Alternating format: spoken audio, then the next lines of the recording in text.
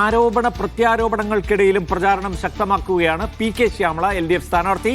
ആന്തൂർ നഗരസഭാ മേഖലയിലാണ് ശ്യാമള ഇന്ന് പ്രചാരണത്തിന് ഇറങ്ങിയത്. വളരെ പ്രധാനപ്പെട്ട, അവരെ സംബന്ധിച്ചിടത്തോളം ഏറ്റവും പ്രധാനപ്പെട്ട ഒരു സ്ഥലമാണ്. തനിക്കെതിരായ TK ഗോവിന്ദന്റെ ആരോപണങ്ങൾക്ക് പാർട്ടി മറുപടി പറയും. വ്യക്തിപരമായി ഒന്നിനും മറുപടി പറയില്ല എന്ന് കൂടി ശ്യാമള പ്രതികരിക്കുന്നു.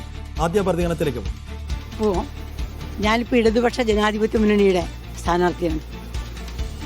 CPM-ന്റെ സ്ഥാനാർത്ഥിയായിട്ടാണ് ഞാൻ മത്സരിക്കുന്നത്.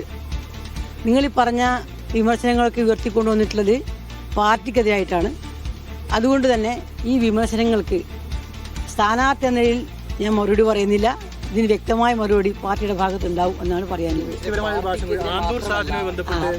അല്ല, ഈ സംഭവങ്ങളെല്ലാം ഞാൻ പറയുന്നത്, ഈ പറയുന്ന എല്ലാ വിമർശനങ്ങളുമായി ബന്ധപ്പെട്ടുകൊണ്ട് പാർട്ടി എന്ന രീതിയിൽ മറുപടി പറയും.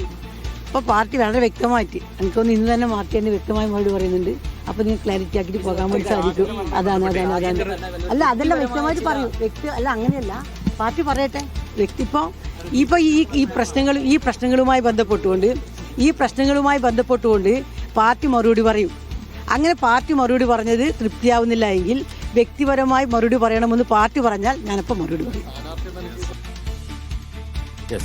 അപ്പോൾ TK ഗോവിന്ദന്റെ വിമത നീക്കത്തിന് പാർട്ടിയിൽ നിന്ന് മാത്രമല്ല കുടുംബത്തിൽ നിന്ന് തന്നെ കാര്യമായി പിന്തുണയില്ല എന്നുകൂടി വ്യക്തമാവുന്നു.